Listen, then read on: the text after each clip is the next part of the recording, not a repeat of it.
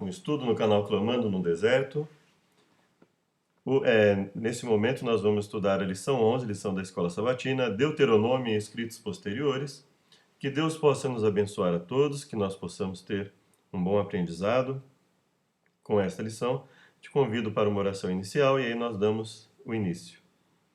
Obrigado, Deus, por mais uma chance de aprender a Tua Palavra. Esteja conosco, nos auxiliando, nos fortalecendo em todas as coisas que fizemos. Perdoe por nossas falhas e pecados, nós imploramos em nome de Jesus. Amém. Dando início então à nossa lição, 4 a 10 de dezembro, Deuteronômio e escritos posteriores. O verso para memorizar é o seguinte: O Senhor se afeiçoou tão somente aos pais de vocês para os amar, e a vocês, descendentes deles. Ele escolheu do meio de todos os povos, como hoje se vê. Quando nós olhamos, nós vimos na Bíblia que o povo estava clamando a Deus. Nós vimos, por exemplo, que as parteiras temeram a Deus e não cometeram os assassinatos que Faraó desejava. Então nós estamos falando aí de um povo que, pelo menos ao que parece, quando nós lemos na Bíblia, ele estava se voltando a Deus, né? Eles provavelmente estavam ali houve uma mudança ali de foco espiritual, possivelmente, e tenham passado por toda a questão da escravidão e tudo. E aí eles se voltam para Deus, né? Deus ouve o clamor deles. Ocorre toda a história de Moisés em relação ao livramento, as pragas, a abertura do Mar Vermelho e assim sucessivamente. E aí a Bíblia diz então que Deus se afeiçoou deles, né? Não só deles, para os amar, mas também Deus mostrou que se afeiçoava dos descendentes também, assim como dos outros povos, né? Nós vemos, por exemplo, no caso de Jonas, Deus ali tendo misericórdia de outros povos, e evidentemente nós conseguimos entender ali pelo contexto bíblico que a história de Jonas em relação a Nínive foi um exemplo de Deus tendo misericórdia dos povos, e não de um povo apenas, né? Mas de outros povos também. Então nós vemos, dentro desse contexto, nós vamos estudar um pouco mais sobre Deuteronômio, né? Algumas partículas que possivelmente ajudem a verificar eles escritos em outros escritos, né? Ali tendo sido utilizado por outros autores bíblicos posteriormente, de forma direta ou indireta. E vamos começar a leitura. Espero que possamos entender bem o conteúdo. Muitas vezes, escritores posteriores do Antigo Testamento, como os profetas, se referiram ao livro de Deuteronômio, o qual desempenhou papel central na vivência da aliança no começo da história de Israel. Nesta semana, o foco do estudo será a maneira pela qual o livro foi usado por escritores posteriores. Que partes de Deuteronômio eles usaram e que pontos defendiam que são relevantes no presente? Então, na lição de domingo, nós temos o quê? O livro da lei. Leia 2 Reis 22 e que lições podemos aprender desse incidente. Considerando a tradução utilizada, Almeida Corrigida Fiel, nós lemos que Josias tinha 8 anos de idade quando ele começou a reinar, reinou 31 anos, ou seja, reinou até os 39. O nome da sua mãe Gedida, filha de Adaías de Boscate. Fez o que era reto aos olhos do Senhor, e andou em todo o caminho de Davi, seu pai. E não se apartou dele, nem para a direita, nem para a esquerda. Então, a Bíblia diz que ele buscou essa tendência, ou seja, não foi apenas uma coisa momentânea, que ele buscou durante a sua vida fazer o que agradava a Deus. Sucedeu que no ano 18º do rei Josias, se nós considerarmos aqui uma conta simples, né, não sei exatamente se foi dessa forma, se há alguma particularidade no texto, mas ao menos, olhando a princípio, nós temos 8 com 18, 26. Então, com 26 anos, no 18º ano do seu reinado, né, fazendo aqui uma conta bem básica, né, o rei mandou ao escrivão Safã, filho de Azarias, filho de Mesulão, à casa do Senhor, dizendo: Sobe a Ilquias, o sumo sacerdote, para que tome o dinheiro que se trouxe à casa do Senhor, o qual os guardas do umbral da porta ajuntaram do povo, e que o deem na mão dos que têm cargo da obra, e estão encarregados da casa do Senhor, para que o deem àqueles que fazem a obra que há na casa do Senhor, para repararem as fendas da casa, aos carpinteiros, edificadores, aos pedreiros, para comprar madeira, pedras lavradas, para repararem a casa. Porém, não se pediu conta do dinheiro que se lhes entregara nas suas mãos, porquanto procediam com fidelidade. Então, eles dizem que eles não precisava pedir conta do dinheiro, porque eles verificavam no dia a dia que o dinheiro estava sendo bem administrado, que as obras estavam feitas com o capricho, com o atendimento às necessidades que a obra exigia. Né? Então, ou seja, o primeiro ponto, né? As pessoas agiam com fidelidade, né? Então eles percebiam que realmente aquilo para o que havia sido determinada a verba estava sendo utilizado para a pregação do evangelho, é, falando no sentido dos livros de Deus, né? Ou seja, a obra estava sendo bem feita, eles estavam sendo um bom testemunho, a mensagem que Deus deu a eles para não fazer negócios fraudulentos, para agir com fidelidade na obediência à lei, para agir com diligência, para fazer o melhor que pudessem, com toda a honestidade necessária que a obra requeria. Então, era visto que aquilo que havia sido determinado estava sendo cumprido, né? Então, isso basicamente seria a fidelidade. Aquilo que se propõe a ser feito é efetivamente feito, né? Em todos os casos que a Bíblia fala, aquele que vai ensinar, que faça com dedicação, com esmero, com toda a atenção possível. Então, tudo que nós vamos fazer, nós precisamos fazer de um modo que nós demonstremos que existe um interesse real em dar um bom andamento para o que fazemos, seja na administração, seja na evangelização por palavras, por ações. Nós somos um testemunho vivo, né? Então ele fala aqui, não se pediu dinheiro, conta do dinheiro, porque eles agiam com fidelidade, não porque eles não julgassem que o dinheiro devesse ser bem usado, né? Que a verba devesse ser bem usada para o fim a qual ela se prestava, né? Então disse o sumo sacerdote Ilquias ao escrivão Safã: achei o livro da lei na casa do Senhor. Achei o livro da lei na casa do Senhor. Então ele fala que ele achou um conteúdo que possuía o livro, que possuía a lei de Deus, e nós vamos ler aqui pelo contexto se isso foi o que isso causou no momento no momento dessa descoberta, né? O sumo sacerdote Ilquias falou ao escrivão: achei o livro da lei na casa do Senhor. Olha que situação. O sumo sacerdote não tinha conhecimento daquele livro, né? Então, nós não sabemos exatamente como devia estar tudo aquilo ali, mas chegou ao ponto do sumo sacerdote não ter conhecimento do livro que estava ali. E Ilquias deu o livro a Safã e ele o leu. Então o escrivão Safã veio ter com o rei e, dando-lhe conta, disse: teus servos ajuntaram o dinheiro que se achou na casa e o entregaram na mão dos que têm cargo da obra, que estão encarregados da casa do Senhor. Também Safã, o escrivão, fez saber ao rei, dizendo: o sacerdote Ilquias me deu um livro. E Safã o leu diante do rei. Sucedeu, pois, que, ouvindo o rei as palavras do livro da lei, rasgou as suas vestes e o mandou a Ilquias, o sacerdote, a Aicão, filho de Safã, e a Aquibor, filho de Micaías, Safã, o escrivão, e a Asaías, o servo do rei, dizendo: ide e consultai o Senhor por mim, pelo povo e por todo o Judá, acerca das palavras desse livro que se achou. Porque grande é o furor do Senhor, que se acendeu contra nós, porquanto nossos pais não deram ouvidos às palavras desse livro, para fazerem conforme tudo quanto acerca de nós está escrito. Então, o não se esquecer ali que para o povo inicial, para quem aquilo foi proferido, teria mais o sentido de não menosprezar, aqui efetivamente se transformou em um... caiu no esquecimento o livro, né? As pessoas, para se ter uma ideia, né? O rei não conhecia o livro, O sumo sacerdote também não conhecia o livro, né? Ou seja, olha a que ponto chegou, né?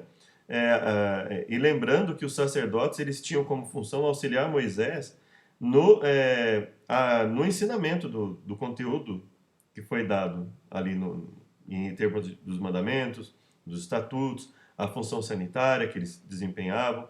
Então vejam que chegou a uma situação realmente do livro ter caído no esquecimento. Ou seja,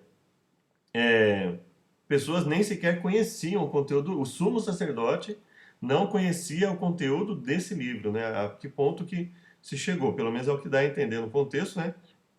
Que o próprio sumo sacerdote desconhecia o conteúdo do livro da lei. Então, olha, e aí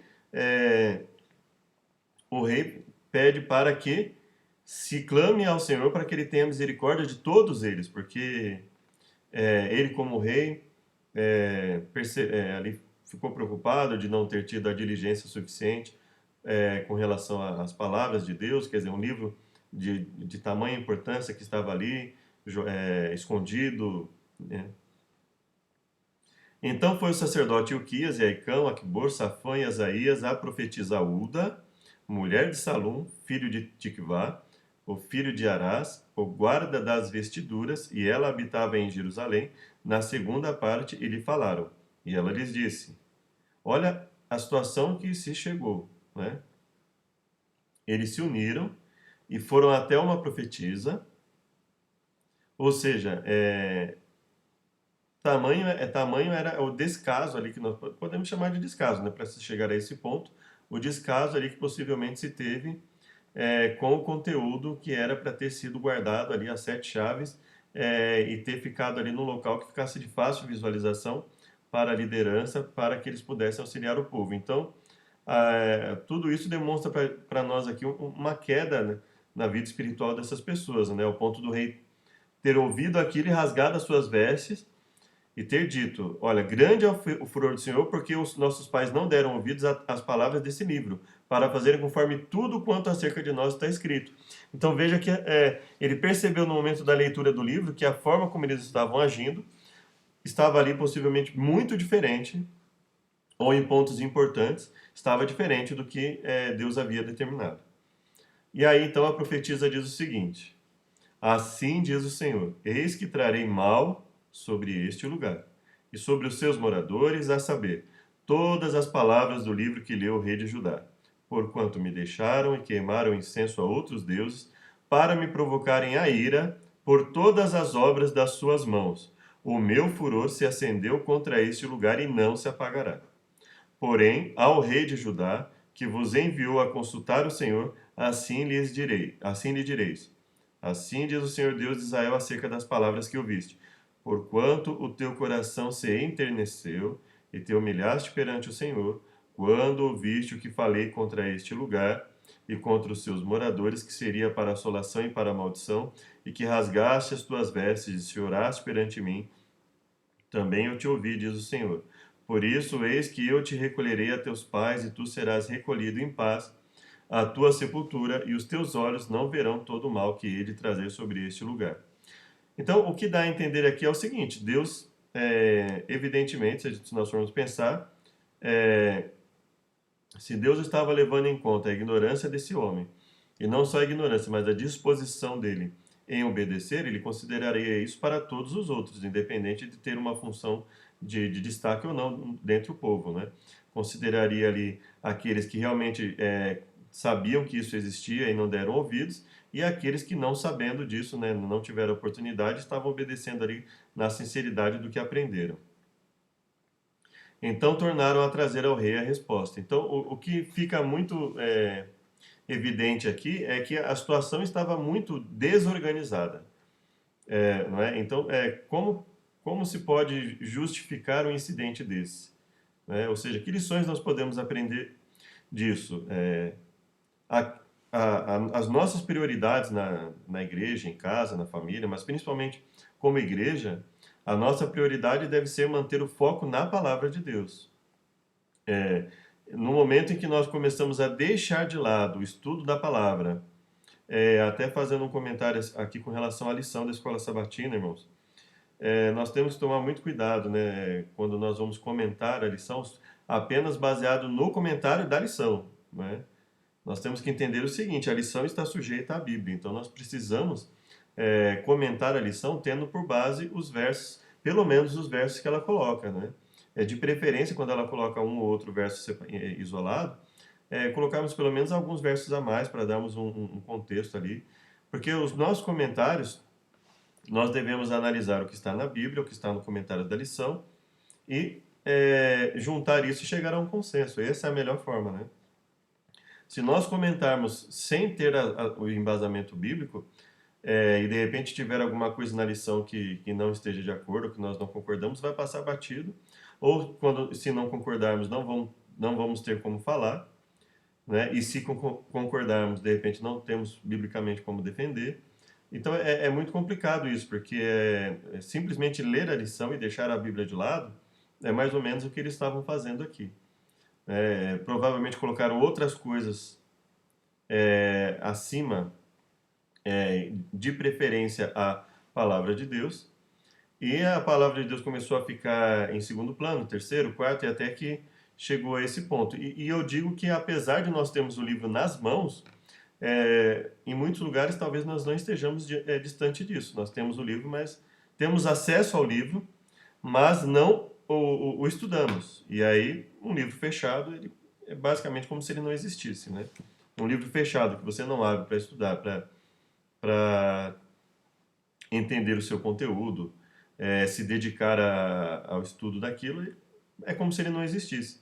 Então, em muitos lugares, é basicamente o que aconteceu aqui com Josias e com o povo. As pessoas até têm, mas ele está ali escondido, né? Onde está? Não sei, está em algum lugar da Bíblia, né? Alguns nem sabem que existe na Bíblia.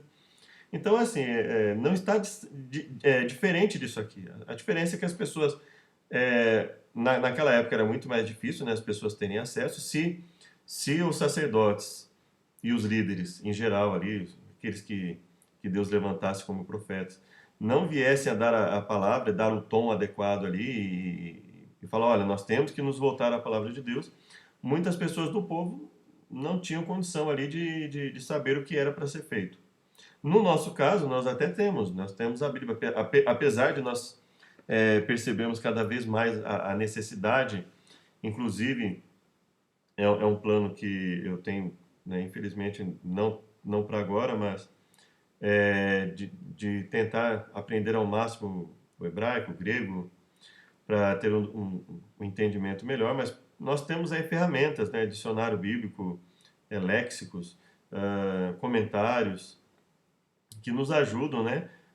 Às vezes nós vamos aí na internet, vemos o significado dessa ou daquela palavra-chave em um texto, que nos ajuda a compreender, né? Que é, de repente, a forma de interpretar, o tempo verbal daquela palavra, nos ajuda, mas eu creio que nós temos aí traduções em português que quando nós vemos uma gama, um conjunto de passagens, a própria combinação dessas passagens, a necessidade de combinação dessas passagens muitas vezes nos ajuda. E eu creio que não haja tantos erros graves a ponto de nós não conseguirmos, pela combinação de boa parte das passagens da Bíblia, um entendimento melhor, né? Então, muitas vezes fica uma ou outra passagem ali que causa uma maior dificuldade, e aí nós temos que recorrer a ferramentas mais aprimoradas para entender. Mas eu acredito que em boa parte da Bíblia nós temos aí modo de comparar passagens bíblicas, não versos isolados, mas passagens bíblicas, e através dessa comparação buscarmos aí um modo de harmonizar as passagens, e com isso, uma palavra aqui, outra ali, nós percebemos que às vezes, né, ou de repente a tradução ou a interpretação deve ir para um caminho diferenciado. Mas isso exige um estudo, né? Isso de fato exige um estudo. Agora, um livro fechado, seja qual for, ele é como se ele não existisse. Então, uma Bíblia apenas fechada na nossa casa é como se ela não estivesse ali para nós, né? Porque, então, eles tinham ali o conteúdo, estava ali escondido, estava ali mal utilizado, não utilizado nesse caso, né? Isso é bastante preocupante. Isso é um alerta para nós, um alerta muito grave. Isso tem acontecido em muitos lugares. Pessoas, né, têm Hoje nós temos aí na internet, nós temos várias traduções de Bíblia no português. Nós temos aí o acesso à tradução interlinear, nós temos aí as Bíblias em que nós podemos, por exemplo, comparar o português com o hebraico. Nós podemos ir lá no texto em hebraico, clicar em determinada palavra, vermos o significado. Então, existem muitas ferramentas, né? Para nós, pelo menos, chegarmos ao mais próximo possível de uma interpretação mais contextualizada. Agora, é muito difícil, por exemplo, quando nós temos o hábito de ler um verso por dia, dois versos por dia, não tem como, né? Não tem como comparar versos, não tem como buscar uma interpretação melhor. Então, eu creio que esse é de toda essa lição, eu creio que este é um dos maiores alertas para nós. Nós devemos ter um grande cuidado com isso. Estudiosos concluíram há muito que o livro da lei, em 2 Reis 22:8, era Deuteronômio, que aparentemente esteve perdido por muitos anos. Josias ficou profundamente impressionado ao ouvir pela primeira vez a leitura das exortações e advertências registradas nesse antigo manuscrito. Nunca antes ele compreendera tão profundamente a clareza com que Deus havia posto perante os israelitas a vida e a morte, a bênção e a maldição. Deuteronômio 30:19. O livro era e é abundante em declarações, assegurando a disposição de Deus em salvar completamente os que pusessem nele sua inteira confiança. Assim como ele havia atuado para livrá-los do cativeiro egípcio, agiria poderosamente para estabelecê-los na terra da promessa e colocá-los como cabeça das nações da terra. Quando nós olhamos a forma como se deu o ocorrido, a atitude do rei, a atitude daqueles que estavam a serviço dele, a fala da profetisa, é muito difícil imaginar que tudo isso estivesse mal traduzido. Então, nós percebemos que realmente ocorreu algo muito grave. Não é? Deixaram de lado um dos principais livros, um dos principais conteúdos que eles precisariam, e dificilmente isso teria ocorrido por acidente. Isso possivelmente foi premeditado. Esconder o conteúdo dificilmente teria sido algo acidental. Né? Algo tão importante assim não foi algo acidental, né? A ponto dos sacerdotes não terem acesso a esse conteúdo. Então nós percebemos que foi algo muito perigoso e atualmente nós temos algo muito parecido no sentido de se ocultar não o livro, mas o conteúdo dele, né? Muitas vezes ocultar o conteúdo ou muitas vezes se ocultar a interpretação, né? Buscando interpretações vazias, destituídas do que está no texto. Pega-se um verso aqui ou outro e de repente faça uma interpretação que seja agradável aos ouvidos, não só do livro de Deuteronômio, mas muitas vezes de toda a Bíblia. E isso é um alerta para nós, né? Então, a forma como Deus falou, né?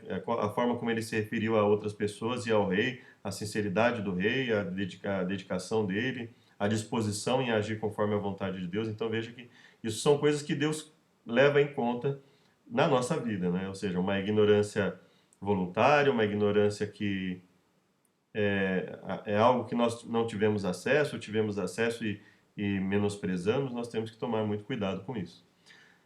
Leia Deuteronômio 10, de 12 a 15, onde são enfatizadas a lei e a posição de Israel.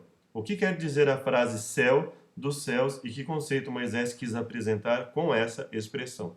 Nesse ponto, é muito importante que você leia o comentário da lição, porque ele vai trazer um conceito ali que possivelmente vai te ajudar a ficar menos preocupado, talvez, por não ter conseguido, de repente, uma verificação desse conteúdo, né? Céu dos céus. Agora, pois, ó Israel, que é que o Senhor teu Deus pede de ti, senão que temas o Senhor teu Deus, que andes em todos os seus caminhos, e o ames, e sirvas ao Senhor teu Deus com todo o teu coração, com toda a tua alma, que guardes os mandamentos do Senhor e os seus estatutos, que hoje te ordeno para o teu bem. Veja que nós temos aqui uma repetição de outras lições, ou seja, Deus dizendo para eles o seguinte: olha, o que eu estou pedindo para vocês, senão que vocês obedeçam aquilo que eu estou estipulando e dizendo para vocês que é possível ser obedecido, que é para o bem de vocês, que é para uma melhoria de vida, que é que eu estou pedindo, senão algo extremamente coerente para vocês? Que vocês me obedeçam, tenham uma melhoria de vida em todos os aspectos,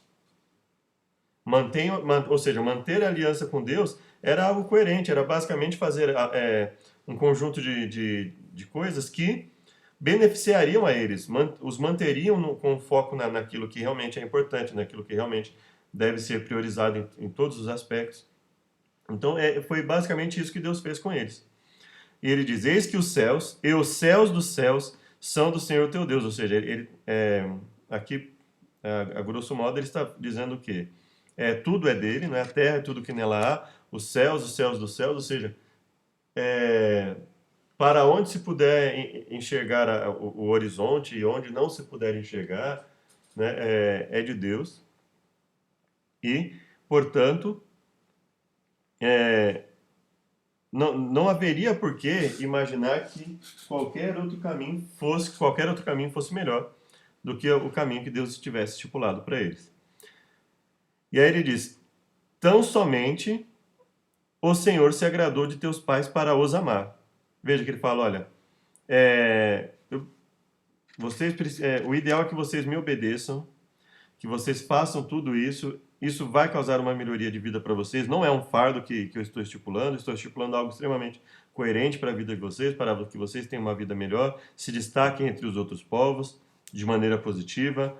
E eis que os céus e os céus dos céus são do Senhor teu Deus, a terra e tudo que nele há. Então ele estava falando de todos os aspectos, toda a amplitude, o que o planeta, tudo que estivesse lá fora, os céus, tudo que é acima do céu, dos céus visíveis, ou seja, de todos os aspectos. Ele fala: tudo é meu, eu sei como lidar com tudo isso, então, obviamente, eu sei como lidar com o ser humano, eu sei o que é melhor para vocês, eu sei o que é melhor para todos os povos, para o ser humano em geral. Tão somente o Senhor se agradou de teus pais para os amar, e a vós, descendência deles, escolheu depois deles de todos os povos, como nesse dia se vê.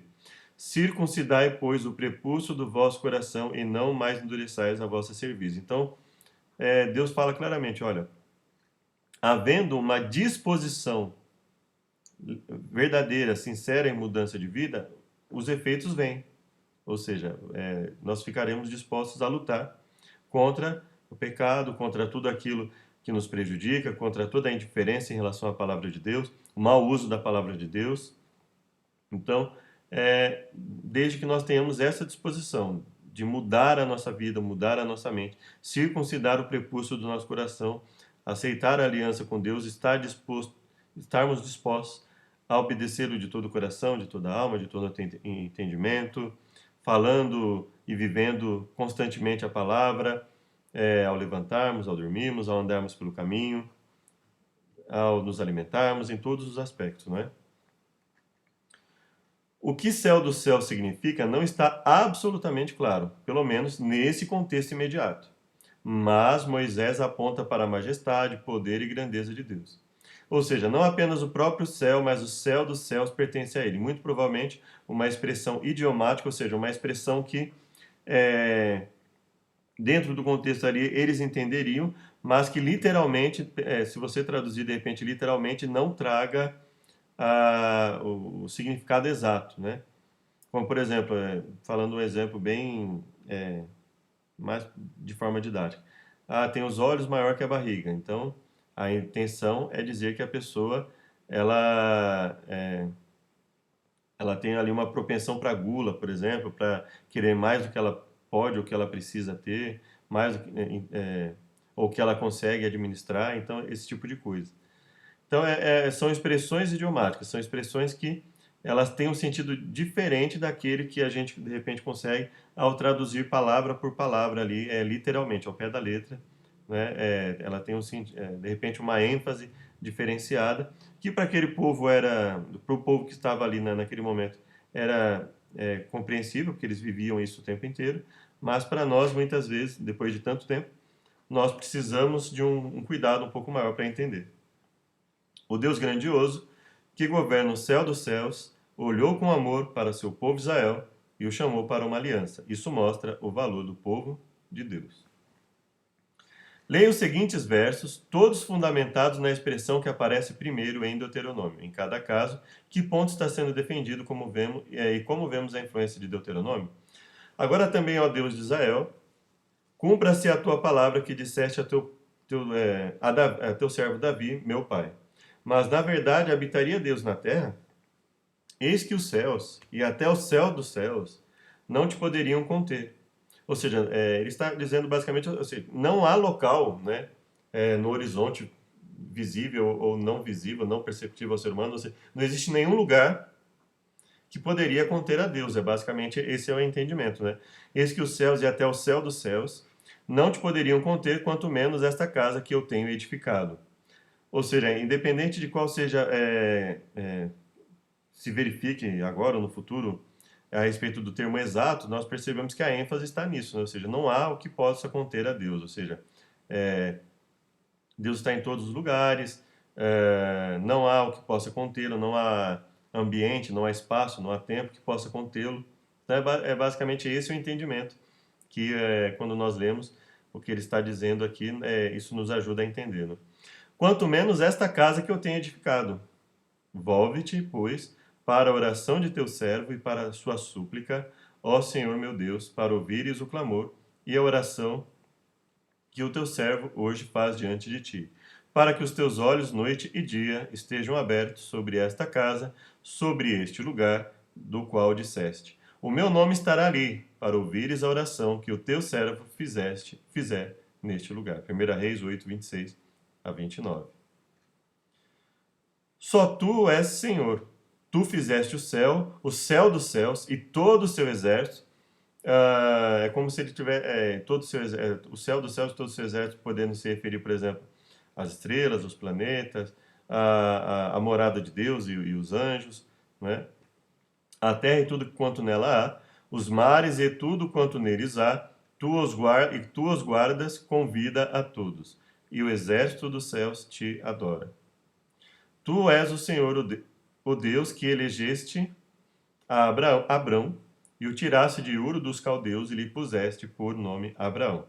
E achaste o seu coração fiel perante ti e fizeste com ele a aliança. Então veja que a aliança está sempre ligada à fidelidade, à disposição em obedecer da melhor forma possível, confiando no poder de Deus, se apropriando da melhor forma desse poder. E achaste o seu coração fiel perante ti, e fizeste com ele a aliança de que darias à sua descendência a terra dos cananeus, dos heteus, dos amorreus, dos perizeus, dos jebuseus e dos girgazeus, e confirmaste as suas palavras, porquanto é justo. Então, é aquela ideia de ampliar, né? Ampliar os horizontes, ampliar as posses, a ideia da propriedade, a ideia da prosperidade com Deus, principalmente no aspecto espiritual, né? Porque o foco não é necessariamente aqui a terra, né? Dar a terra, mas sim o foco aqui que nós percebemos em todo o contexto bíblico é a necessidade de Deus achar o nosso coração fiel perante Ele.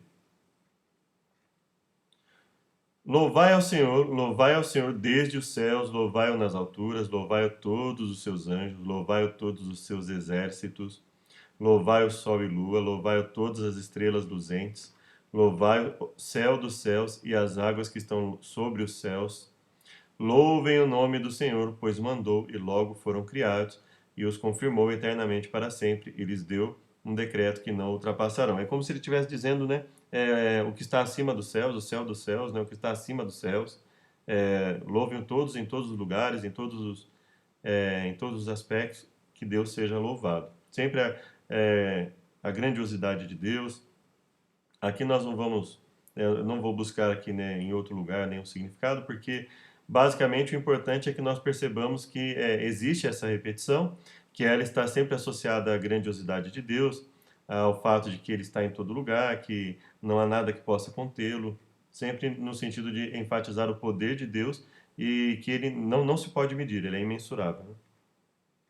Em todos os aspectos, né? A presença de Deus, capacidade de presença de Deus é imensurável, o poder de Deus é imensurável, a sabedoria de Deus é imensurável. Neemias 9 apresenta a Deus como Criador e como o único que deve ser adorado. Ele fez tudo, até mesmo o céu dos céus e todo o seu exército. Neemias 9:6. Na verdade, Neemias 9:3 diz que leram no livro da lei. Muito provavelmente, ou seja, tudo leva a crer, como no tempo de Josias, o livro de Deuteronômio. O que explica porque mais tarde os levitas, em meio a louvores e adoração a Deus, usaram a frase céus, céu dos céus, que está em Deuteronômio. Terça-feira, 7 de dezembro, Deuteronômio em Jeremias. Leia Deuteronômio 4, 23 a 29. Qual é o contexto dessa promessa a Israel e como essa promessa poderia se relacionar conosco hoje? Guardai-vos e não vos esqueçais da aliança do Senhor vosso Deus, que tem feito convosco, e não façais para vós escultura alguma, imagem de alguma coisa que o Senhor vosso Deus vos proibiu. E nós percebemos que isso estava ligado muitas vezes a uma deturpação cada vez maior nos aspectos, não só nos aspectos sexuais, mas em todo e qualquer aspecto de vida, né? Em todos os aspectos em que nós percebamos alguma necessidade ética, moral.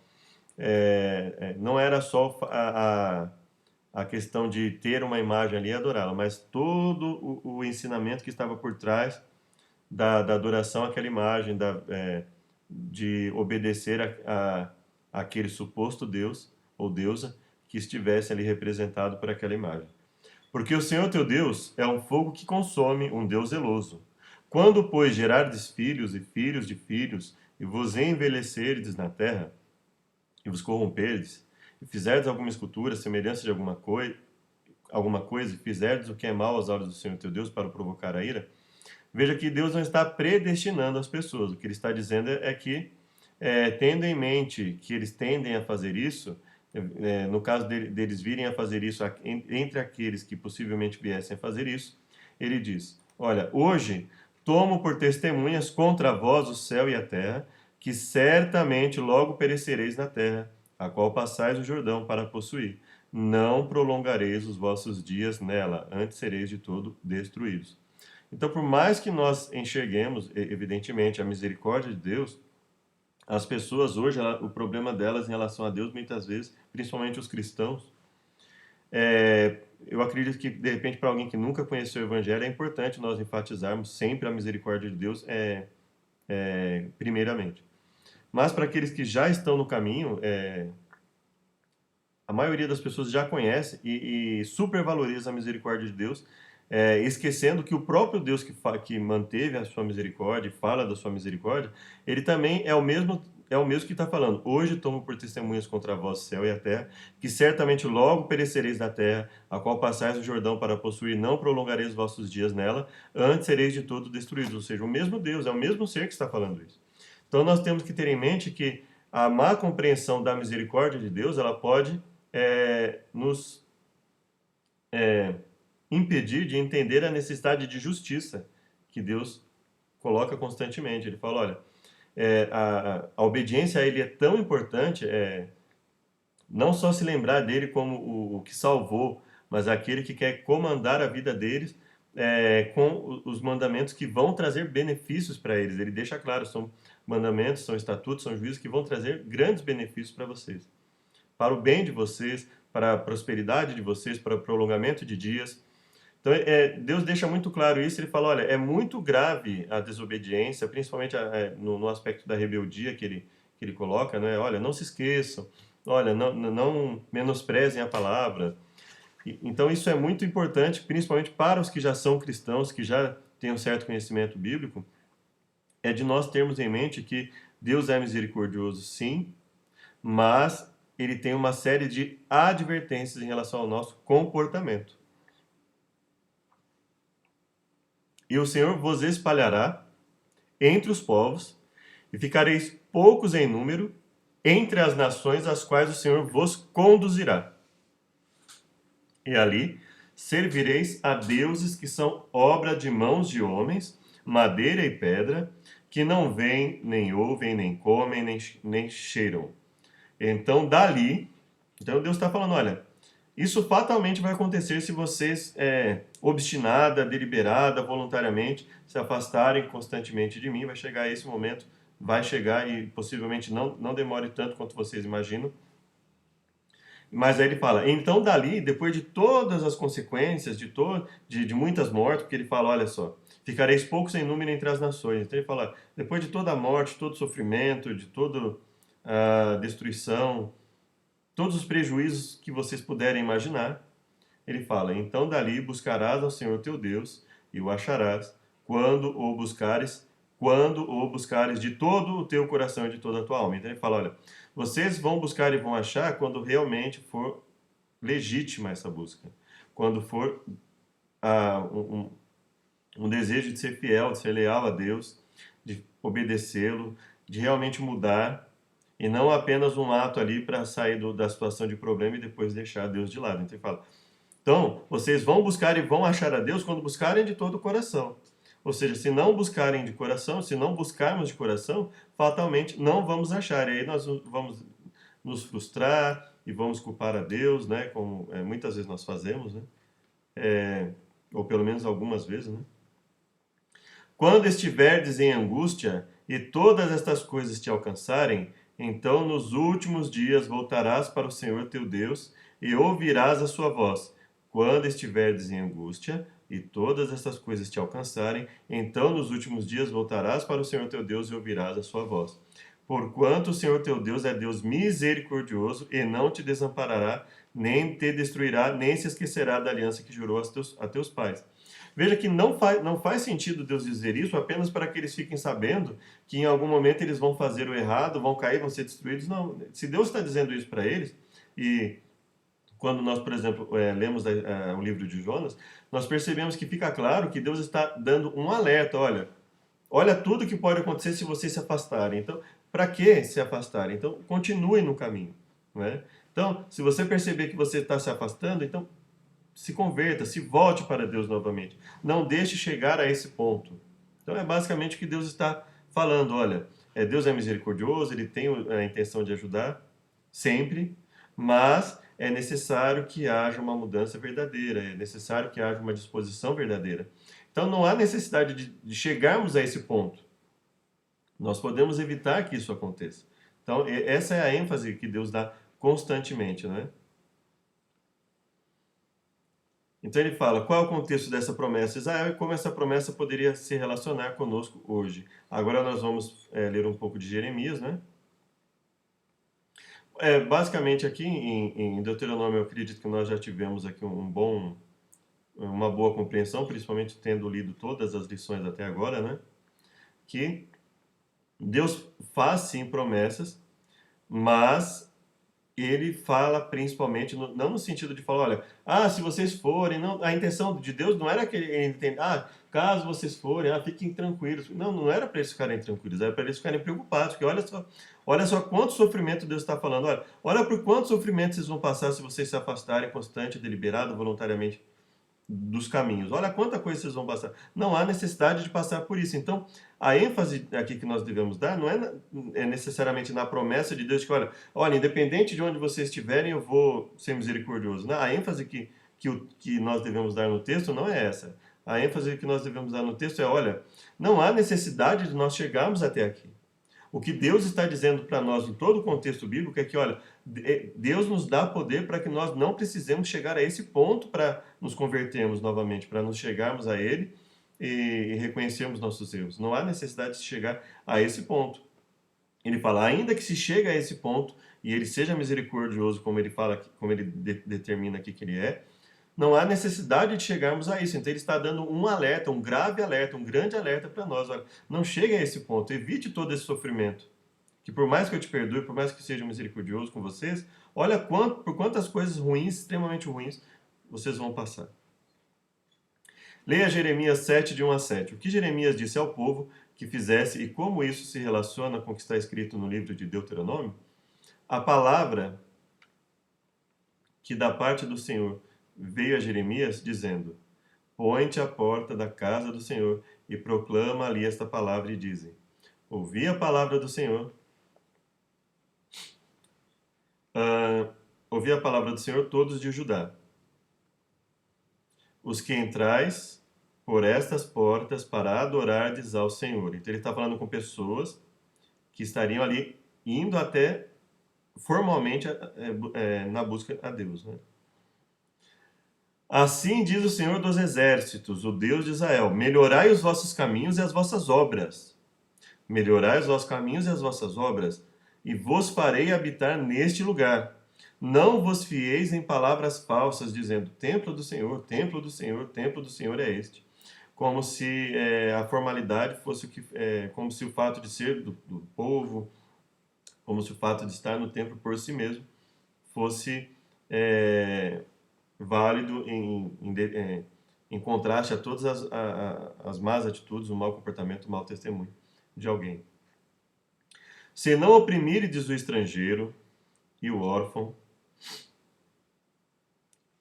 Mas se deveras melhorardes os vossos caminhos e as vossas obras, se deveras praticardes o juízo entre o homem e o seu próximo, se não oprimirdes o estrangeiro e o órfão e a viúva, nem derramardes sangue inocente neste lugar, nem andardes após outros deuses para o vosso próprio mal, eu vos farei habitar neste lugar, na terra que dei a vossos pais, desde os tempos antigos e para sempre. Eis que vós confiais em palavras falsas, que para nada vos aproveitam. Então veja que Deus está falando, olha, toda palavra que aparentemente, ou aparente ou essencialmente, isente o ser humano de uma comunhão que leve à obediência, ela é falsa.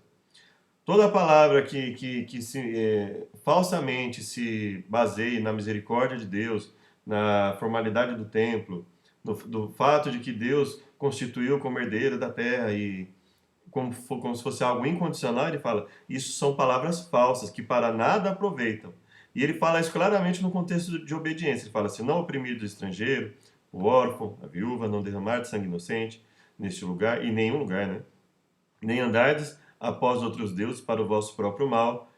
E aí ele fala, porventura furtareis, matareis, adulterareis, jurareis falsamente, queimareis incenso a Baal, andareis após outros deuses que não conhecestes.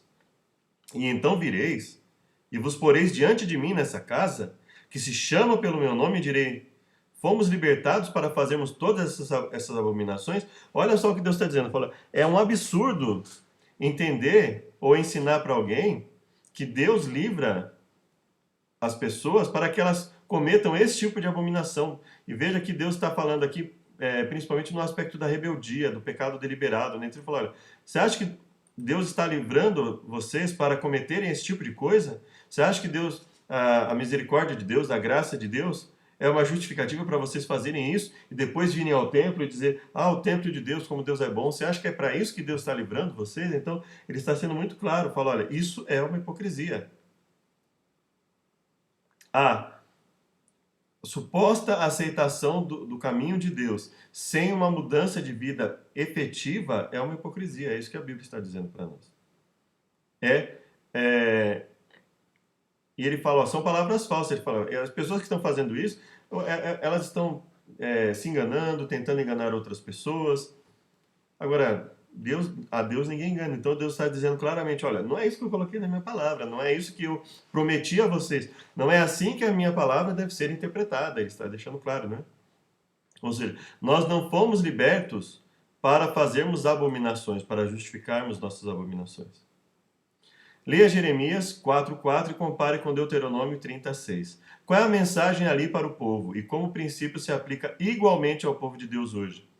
Se voltares, ó Israel, diz o Senhor, volta para mim, e se tirares as tuas abominações de diante de mim, não andarás mais vagueando. Se tirares as tuas abominações diante de mim, não andarás mais vagueando. E jurarás, vive o Senhor na verdade, no juízo e na justiça, e nele se bendirão as nações, e nele se gloriarão. Porque assim diz o Senhor aos homens de Judá e a Jerusalém. Preparai para vós o campo de lavoura, e não semeeis entre espinhos. Circuncidai-vos ao Senhor. Tirai os prepúcios do vosso coração, homens de Judá e habitantes de Jerusalém, para que o meu furor não venha sair como fogo, e arda de modo que não haja quem o apague, por causa da malícia das vossas obras. Olha só, para que o meu furor não venha a sair como fogo e arda de modo que não haja quem apague por causa da malícia das vossas obras. Então, a circuncisão do coração, ao Senhor, a circuncisão do coração, ela envolve o quê? Retirar qualquer malícia das nossas obras, ou seja, lutarmos contra o pecado. É isso, é o tempo inteiro a Bíblia falando isso para nós, né? Fala, olha, é vã qualquer tentativa de adoração a Deus que não envolva uma busca sincera de mudança de vida, não é? Não estou dizendo que nós vamos mudar da noite para o dia ou que vamos nos tornar absolutamente perfeitos, ainda que assim isso não nos isenta de agirmos com um desejo leal de estar disposto a mudar em toda e qualquer coisa que Deus requeira de nós. Não há nada mínimo. Aliás, as aparentes pequenas coisas, aquilo que é aparentemente pequeno, é o que muitas vezes começa a destruir a vida do servo de Deus, não é? Ele vai deixando uma coisa pequena aqui e outra ali, e aquilo vai crescendo, e quando nós vamos ver, perdemos o controle da nossa própria vida.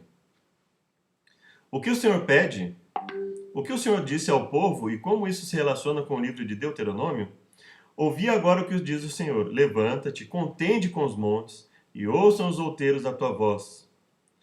Ouvi, montes, a demanda do Senhor, e vós, fortes fundamentos da terra.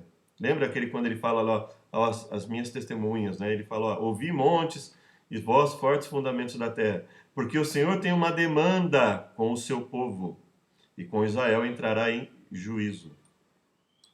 Em juízo. Ó povo meu, o que te tenho feito? E com que te enfadei? Lembra que ele fala que os povos haviam enfadado a ele, né? E aí agora ele fala isso para o povo, olha, será que eu estou prejudicando vocês assim como... será que eu estou agindo errado de modo que vocês não queiram mais saber de mim? De modo que vocês... estou dando motivos para que vocês não me respeitem como deveriam respeitar, não me obedeçam como deveriam obedecer?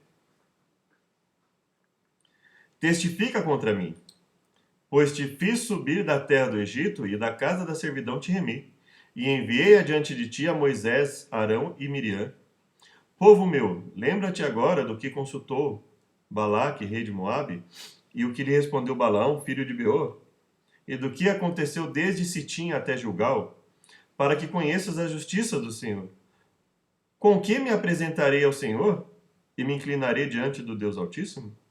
A apresentar-me-ei diante dele com holocausto, com bezerro de um ano? Ou seja, ele está dizendo o seguinte, olha só o contexto que ele está falando, olha, eu prejudiquei vocês de alguma forma para você, ou seja, o que ele está deixando ali subentendido? Eu fiz algo que justificasse esse abandono, esse menosprezo com a palavra de Deus, com a minha palavra, com a minha pessoa, com o meu nome? É o que Deus está falando para eles. E aí ele fala, olha, e aí vocês falam, com que me apresentarei ao Senhor, né? Será que o sacrifício vai servir diante de toda essa rebeldia voluntária? Agradar-se-á ao Senhor de milhares de carneiros ou de 10.000 ribeiros de azeite? Darei o meu primogênito pela minha transgressão, ou fruto do meu ventre pelo pecado da minha alma? Ele te declarou, homem, o que é bom. E o que é que o Senhor pede de ti, senão que pratiques a justiça? Senão que pratiques a justiça, e ames a benignidade, e andes humildemente com o teu Deus. Então Deus está falando assim, olha, vocês entenderam tudo errado. Não era para vocês ficarem errando constantemente, falando assim, ai, que bom que tem o sacrifício. Eu vou apresentar o sacrifício, vou apresentar bastante sacrifício para Deus ficar bem comigo. Ou eu vou fazer, ou no nosso caso, né, vou fazer muitas orações pedindo perdão, mas nossa, que bom que eu posso orar constantemente, pedir perdão constantemente, que assim eu posso errar várias vezes. Um monte de, como eu ouço muitas pessoas dizendo, nossa, os meus muitos erros que eu cometo a cada minuto. Pelo amor de Deus. Leia aqui, é isso que Deus quer de você? É isso que Deus quer de mim? Não, ele está falando o contrário. Não, eu quero que você pratique a justiça, que você ame a benignidade, que você ande com humildade. Não é que você fique usando o perdão como uma justifica para a rebeldia constante e achando que isso está correto, achando que Deus vai aceitar isso. Porque ele está deixando claro que ele não aceita. Perceba que É uma advertência muito dura, aliás, um conjunto de advertências muito duras que Deus está dando para nós. Ele está dizendo, olha, não é que você, não é para você ficar dizendo, olha, que bom que Deus é misericordioso, assim eu posso pecar bastante, não tem problema, Deus vai sempre me perdoar. Ele fala, não é para isso que Deus instituiu o perdão. Ele fala, olha, eu quero que você pratique a justiça, ame a benignidade, ande humildemente com Deus. É isso que ele está deixando claro para nós. Ele fala, quer dizer, não são 10 mil orações por dia pedindo perdão, não, é basicamente que você busque fazer o que é certo, lute contra o pecado, para não precisar desse monte de pedido aí, que muitas vezes não é nem verdadeiro, né? Corra, porém, o juízo, quer dizer, uma pessoa nessa situação, fatalmente, a não ser que ela esteja realmente num processo realmente de lealdade para com Deus, de circuncisão do coração, de mudança, e aí ele não vai mais estar assim, ele não vai mais ter essa visão deturpada de que eu vou errar ao tempo que a carne é fraca mesmo, eu vou ficar errando, errando, errando, e que bom que Deus perdoa. Ele não vai ter mais esse tipo de pensamento. Porque eu quero a misericórdia e não o sacrifício, conhecimento de Deus mais do que os holocaustos. Estudiosos da Bíblia viram nesses versos de Miqueias o que é conhecido como ação judicial da aliança. E que o Senhor processa, entre aspas, né? E aqui também a ação judicial da aliança, entre aspas, ou apresenta uma ação contra seu povo por quebra de acordo. Nesse caso, Miqueias diz que o Senhor tem uma controvérsia com o seu povo, em que a palavra controvérsia, pode significar disputa judicial. O Senhor estava entrando em ação judicial contra eles, imagens que implicam o aspecto legal, além do relacional, da aliança. Isso não deveria surpreender, pois afinal o ponto central da aliança era a lei. Observe também como Miqueias empresta a linguagem de Deuteronômio 10, 12 e 13. Porém, em vez de citá-lo diretamente, Miqueias o modifica trocando a letra da lei de Deuteronômio pelo espírito da lei, que é sobre ser justo e misericordioso.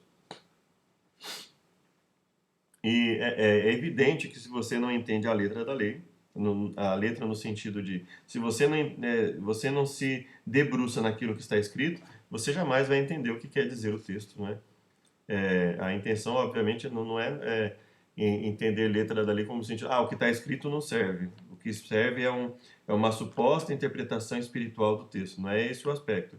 O aspecto é entender o motivo de Deus dar aquilo, que Deus deu aquilo e deu condições para obedecer, e porque ele queria, que ele fala, o que eu quero é a obediência de vocês, eu não quero que vocês fiquem o tempo inteiro errando e usando uma falsa humildade para justificar esse erro e dizendo assim, Deus é misericordioso, Deus é misericordioso, Deus é misericordioso, como se isso fosse uma justificativa para o pecado deliberado, que como nós estudamos, definitivamente Deus não vai levar em consideração. Quer dizer, Deus vai levar em consideração e vai punir, melhor dizendo, né? No ano 1º de Dario, filho de Assuero, da linhagem dos Medos, ou dos Medos, né? O qual foi constituído rei sobre o reino dos caldeus. No 1º ano do seu reinado, eu, Daniel, entendi pelos livros que o número dos anos de que falara o Senhor ao profeta Jeremias, em que haviam de cumprir-se as desolações de Jerusalém. E aí, sempre que Deus falava das desolações, ele fala assim, olha, mas em meio às desolações, não se esqueçam de mim, voltem os seus caminhos para mim, porque ainda existe chance para vocês, existe chance de misericórdia, e não só de misericórdia, existe chance de restauração daquela situação em que estejam. Era de 70 anos as desolações de Jerusalém, o período era de 70 anos. Eu dirigi meu rosto ao Senhor Deus para o buscar com oração e súplicas, com jejum, e saco e cinza. Eu orei ao Senhor meu Deus e confessei e disse, Senhor, Deus grande e tremendo, que guardas a aliança e a misericórdia para os que te amam e guardam os teus mandamentos. Olha como foi a oração dele. Senhor, Deus grande e tremendo, que guardas a aliança e a misericórdia para os que te amam e guardam os teus mandamentos. Pecamos e cometemos iniquidades e procedemos impiamente e fomos rebeldes. Daniel estava falando necessariamente dele? Pode ser, em um momento anterior, a esse da oração, porque no momento em que ele está orando aqui, ele já não estava, há muito tempo que ele já não estava em rebeldia contra Deus, né? Ainda que ele estivesse no passado. Mas ele se coloca junto com o povo, né?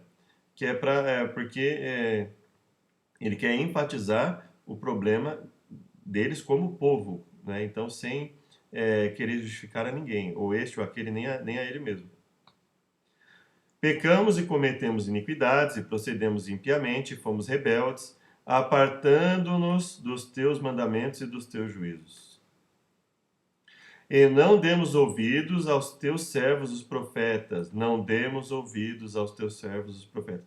Esse é o ponto que leva a maioria de nós, a maioria das igrejas, a maioria das pessoas, a,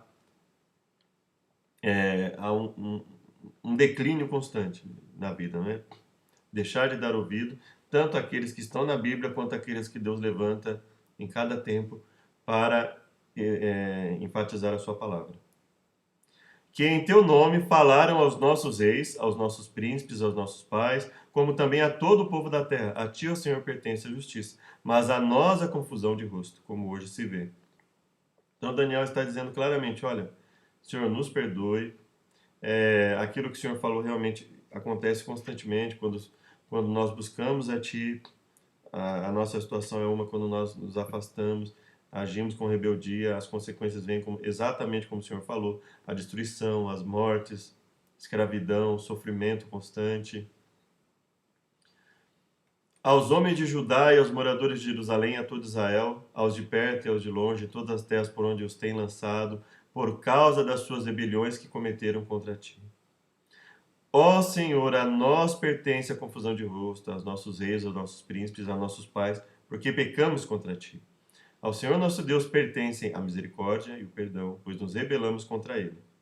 E não obedecemos a voz do Senhor, nosso Deus, para andarmos nas suas leis. Veja que em nenhum momento Deus coloca o abandono da sua palavra como algo positivo, como algo permitido aos seres humanos, como algo que venha trazer algum benefício. Pelo contrário, além de comprometer a própria salvação do ser humano, ela compromete todos os aspectos da nossa vida em todos os momentos.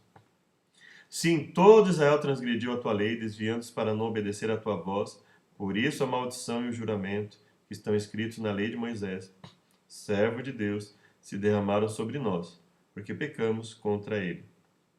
E ele confirmou a sua palavra, que falou contra nós e contra os nossos juízes, que nos julgavam, trazendo sobre nós um grande mal. Porquanto debaixo de todo o céu nunca se fez como se tem feito em Jerusalém. Então ele fala, olha, realmente, Senhor, a nossa situação não é fácil, nós estamos numa contenda contra Deus muito grande, violenta realmente. E ele fala, como está escrito na lei de Moisés, que é a lei de Deus, que Deus deu a Moisés, todo este mal nos sobreveio, como está escrito, nos sobreveio. Ou seja, nós não demos ouvido ao que estava escrito e isso aconteceu. Apesar disso, não suplicamos a face do nosso Senhor Deus. Apesar disso, não suplicamos a face do Senhor nosso Deus. Para nos convertermos das nossas iniquidades e para nos aplicarmos à tua verdade. Apesar disso, nós não nos convertemos e não nos aplicamos à tua verdade. Evidentemente, ele não está falando dele, porque ele aqui há muito tempo já estava convertido, falando de Deus, falando com Deus, tendo revelações divinas, dando provas de obediência, mas ele estava falando do povo como um todo. Por isso o Senhor vigiou sobre o mal e o trouxe sobre nós, porque justo é o Senhor nosso Deus em todas as suas obras que fez, pois não obedecemos a sua voz. Agora, pois, ao Senhor nosso Deus, que tiraste o teu povo da terra do Egito com mão poderosa. Então veja que ele está falando exatamente aquilo que Deus falou, olha, eu fiz, eu ajudei, dei todas as condições, agora o que eu peço para vocês é que obedeçam aquilo que vai trazer benefícios para vocês. Com mão poderosa ganhaste para ti nome, como hoje se vê. Temos pecado, temos procedido impiamente. Ó Senhor, segundo todas as tuas justiças, aparte-se a tua ira e o teu furor da tua cidade de Jerusalém, do teu santo monte.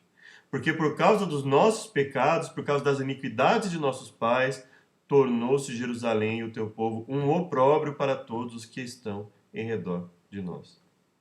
Agora, pois, ó Deus nosso, ouve a oração do teu servo e as suas súplicas, e sobre o teu santuário assolado, faze resplandecer o teu rosto, por amor do Senhor. Ouve-nos, Senhor, por favor, nos ajude. Inclina, ó Deus, os teus ouvidos e ouve. Abre os teus olhos, não que Deus não tivesse com os olhos abertos. Então, por isso que nós devemos entender toda a fala dentro do contexto, não só do livro, mas dos outros livros que já estavam escritos.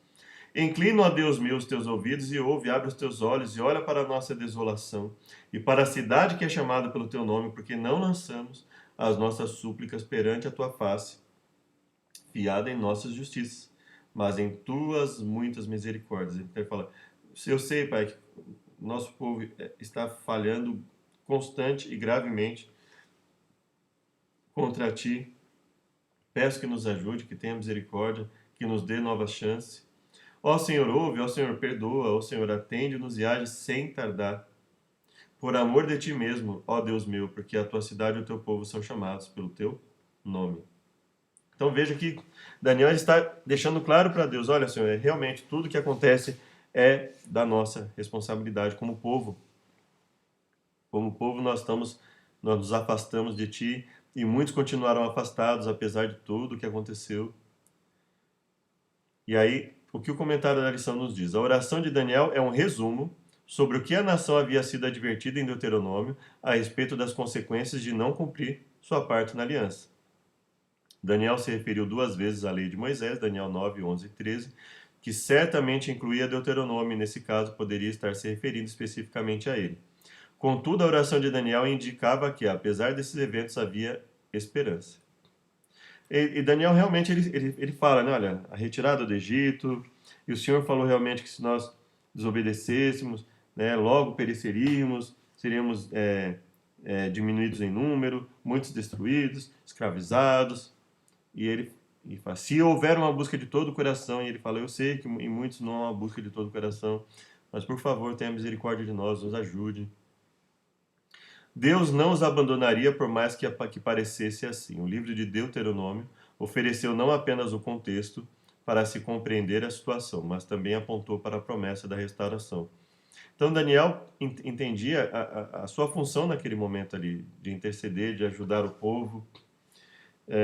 Deus precisa muitas vezes de pessoas como Daniel, na situação em que ele estava, para que nós e as pessoas daquela época percebamos o quanto um servo de Deus pode suportar e o quanto o servo de Deus pode ser um bom testemunho em situações difíceis, em situações contrárias, né, a todo e qualquer tipo de benefício. E Daniel reverteu a situação ali, toda a situação, se tornou conselheiro, teve provas, mas teve também excelentes testemunhos em que as pessoas puderam perceber Deus na vida dele e dos seus amigos, Misael, Ananias, Ananias e Azarias, né? Então é Daniel, Misael, Ananias e Azarias. Então é uma situação muito interessante que nós vemos que Deus permitiu que pessoas como eles ficassem ali para auxiliar o seu povo a reconhecer Deus mesmo naquelas situações. Então veja, Daniel não ficava reclamando de estar ali, mas ele possivelmente entendeu a sua função ali, porque Deus permitia que ele e outras pessoas ali que buscavam servir a Deus estavam ali. Leia a profecia sobre Jesus e sua morte na cruz, Daniel 9, 24 a 27, porque ela foi dada ao profeta Daniel e a nós no contexto do exílio de Israel e da promessa do retorno. Porque tem tudo a ver, né? O livramento, a questão de retornar a uma situação benéfica, uma situação como povo de Deus. Estando eu ainda falando e orando e confessando o meu pecado e o pecado do meu povo Israel e lançando a minha súplica perante a face do Senhor meu Deus, pelo monte santo do meu Deus, estando eu, digo, ainda falando na oração, o homem Gabriel, que eu tinha visto na minha visão ao princípio, veio, voando rapidamente, tocou-me a hora do sacrifício da tarde. Ele me instruiu e falou comigo, dizendo, Daniel, agora saí para fazer-te entender o sentido. No princípio das tuas súplicas, saiu a ordem. No princípio das tuas súplicas, saiu a ordem. E eu vim para te declarar, pois és um homem muito amado. Considera, pois, a palavra e entende a visão. 70 semanas estão determinadas sobre o teu povo e sobre a sua santa cidade. E olha só, Daniel estava falando sobre perdão, sobre livramento, e que o povo realmente, apesar de tudo, o povo não estava se voltando para Deus como deveria. E aí, essas 70 semanas, que nós não vamos estudar a fundo, né, nesse momento, mas olha só, cessar a transgressão, dar fim aos pecados, expiar a iniquidade, trazer justiça eterna, e aí selar a visão e a profecia e para ungir o Santíssimo, Santo dos Santos, não é o Santo? Ah, o, bom, né, basicamente o Santo dos Santos, o lugar santíssimo, ou seja, para uma busca maior tem a ver com uma busca maior de consagração, inclusive, né? Veja só, cessar a transgressão, dar fim aos pecados, expiar a iniquidade, trazer justiça eterna. Veja aqui que aqui não é só o contexto de perdão, né? É o contexto de mudança de vida. Não tem como falar, olha, cessar a transgressão, dar fim aos pecados, expiar a iniquidade, trazer justiça eterna, selar a visão, ungir o Santíssimo, apenas no sentido assim, olha, o povo vai continuar do jeito que está e Deus vai perdoar. Não é isso que Deus está dizendo. Se nós olharmos o contexto bíblico, nós percebemos que não é esse o aspecto que Deus está dizendo. Ele está falando, olha, mais oportunidades que vão ser dadas para que o povo mude, para que o povo realmente se arrependa verdadeiramente. Sabe e entende, desde a saída da ordem para restaurar, para edificar Jerusalém, até o Messias, o príncipe, haverá 7 semanas, 62 semanas, as ruas e o muro se reedificarão, mas em tempos angustiosos.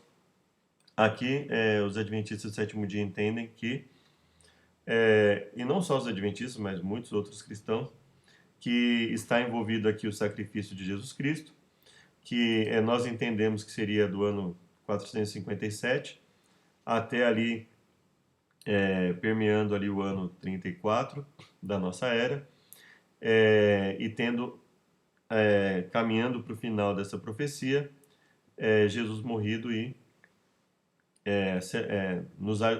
selado ali a mudança de sacrifício, né? Então, ao invés de sacrifício de animais, seria o sacrifício de Jesus para nos auxiliar. E depois das 62 semanas será cortado o Messias, mas não para si mesmo, e o povo do príncipe que há de vir destruirá a cidade do santuário, e o seu fim será como uma inundação, e até ao fim haverá guerra, estão determinadas as assolações. Ele firmará aliança, veja novamente, né, a Bíblia falando a questão de aliança, como é importante essa questão de firmar aliança, não só de firmar, mas de se manter leal a uma aliança. Né? Firmar aliança é uma coisa, se manter leal a ela é outra. Né? Na metade da semana fará cessar o sacrifício e a oblação, sobre a asa das abominações virá o assolador, e isso até a consumação, o que está determinado será derramado sobre o assolador. Então veja que a Bíblia fala, ao mesmo tempo que ela fala em cessar a transgressão, dar fim aos pecados, expiar a iniquidade, trazer justiça eterna, selar a visão e a profecia, ungir o Santíssimo, ela fala em um contexto de angústia, ela fala em um contexto de assolação, e basicamente é isso que nós vamos dentro do contexto de Deuteronômio, dentro do contexto que nós estamos lendo, é basicamente isso que eu acredito que nós precisamos enfatizar nesse texto profético, né? Ao mesmo tempo que Deus fala em cessar a transgressão, dar fim aos pecados, expiar a iniquidade, ele fala em tempos angustiosos, ele fala em assolações, ele fala de abominações do assolador. Então, veja que ele fala, olha, como ele já havia dito lá em Deuteronômio, né, olha, existe a chance de Deus ser misericordioso, de Deus perdoar sim, mas existe uma série de consequências das nossas atitudes, de ficarmos sujeitos aos governos, às abominações, às assolações que estão por vir. E mesmo em um contexto de obediência, como estava Daniel, nós vemos que não estamos isentos disso. Né? Então Moisés ficou ali e Deus o utilizou, porque ele como ser humano, ele permitiu que Deus o usasse, ele se colocou à disposição de Deus, e Deus o utilizou como um grande testemunho em meio a toda essa contenda. Eu acredito que poucos de nós teríamos essa fé essa dedicação que Daniel teve diante de tantas coisas adversas, né? Tantos problemas que ele, e não só ele, mas muitos ali passaram. Estudo adicional de sexta-feira.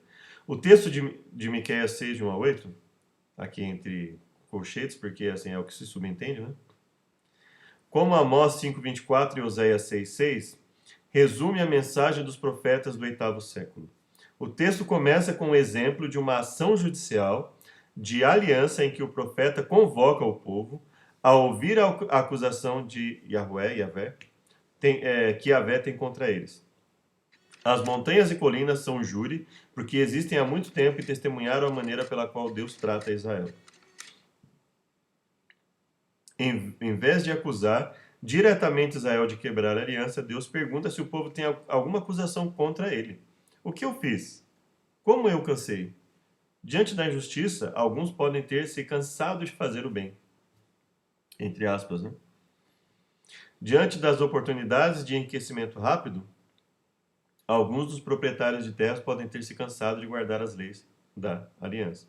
Ou seja por ambição, seja por uma obediência que aparentemente não traz resultado. É como se muitos costumam dizer, né? O certo se tornou errado, o errado se tornou certo, então não adianta fazer o que é certo, né? Por que fazer o que é certo se quem faz o certo só tem problema, só tem isso, só tem aquilo? Na verdade não é bem assim, a gente sabe disso, né? Mas existem momentos que nós podemos realmente ter essa impressão diante de tanta injustiça, não da parte de Deus, mas em virtude de nós vivermos em um mundo em que nós, como seres humanos, temos graves problemas, graves ambições, né? Então, a injustiça existe, nós sabemos disso, e nós sabemos que o caminho para se livrar disso é confiar em Deus e esperar que fazermos o melhor nesse mundo para auxiliar para que ele seja um mundo mais justo, mais correto, mais coerente, mas esperarmos principalmente é, pela vida eterna, que é esse que esse pelo menos deveria ser o nosso foco como servos de Deus, não é? Na reforma que se seguiu, o rei voltou sua atenção para a destruição de todo vestígio de idolatria que havia permanecido. Os habitantes da terra tinham por tanto tempo seguido os costumes das nações que os rodeavam, de se ajoelhar diante de imagens de madeira e de pedra que parecia estar quase além do poder humano conseguir remover cada traço desses males. Eu não vou nem ser sutil nesse ponto, né? É exatamente o que a gente vê, né? Essa ideia de que, olha, está além do ser humano remover os pecados que estão na vida dele, né? Isso é uma tônica que está em muitas igrejas, né? Muitas de nossas igrejas, inclusive, né? Ó, está além do poder de Deus ao ser humano, o ser humano não quer, o ser humano não obedece, não tem como, né? Então, veja que não está muito diferente dessa teoria que tem surgido em muitos lugares hoje em dia. Parecia estar quase além do poder humano conseguir remover cada traço desses males. Josias, porém, perseverou em seus esforços para purificar o território. Então veja, em um momento em que parecia estar quase além do poder humano remover cada traço dos males, né, que a idolatria havia causado, Josias perseverou em seus esforços, com o poder de Deus, evidentemente, mas em seus esforços para purificar o território. Ellen White, Profetas e Reis, página 401. E eu estou enfatizando isso não porque Ellen White falou, não, estou enfatizando isso porque realmente foi o que aconteceu, se nós lermos a história, porque Deus sempre colocou que é possível nós vencermos, nós lutarmos contra essas tendências e vencermos, e que, enquanto muitos ali poderiam ter usado isso como desculpa, Josias fez a diferença. Né? Perguntas para consideração. Hoje estamos na posição de Israel, tendo verdades que o mundo precisava ouvir, e precisa, né? Isso é um privilégio. Será que estamos cumprindo nossas responsabilidades? Isso é uma pergunta para cada um de nós, né? Mas será que como povo nós estamos cumprindo, como povo que deveria ser o povo de Deus, ou que tem aí o remanescente, mas talvez diante do que nós temos visto, poucas pessoas que realmente queiram fazer, né? Será que nós estamos cumprindo, tanto como indivíduos, como em, em, em unidade doutrinária, em unidade de obediência a Deus, como povo de Deus? O conhecimento do livro de Deuteronômio serviu de apoio à fé dos judeus na época de Daniel? Se não o conhecimento de todo o conteúdo, mas a essência nós vemos claramente ali na obediência de Daniel e de seus amigos e de outros que possivelmente não foram relatados, mas que buscaram também obedecer. De modo semelhante, o entendimento das Escrituras nos ajuda a lidar com dificuldades que de outra forma seriam desanimadoras? Fatalmente, né? Quando nós sabemos o que é esse mundo, o que resulta da nossa vida nele, que é o quanto existe de injustiça,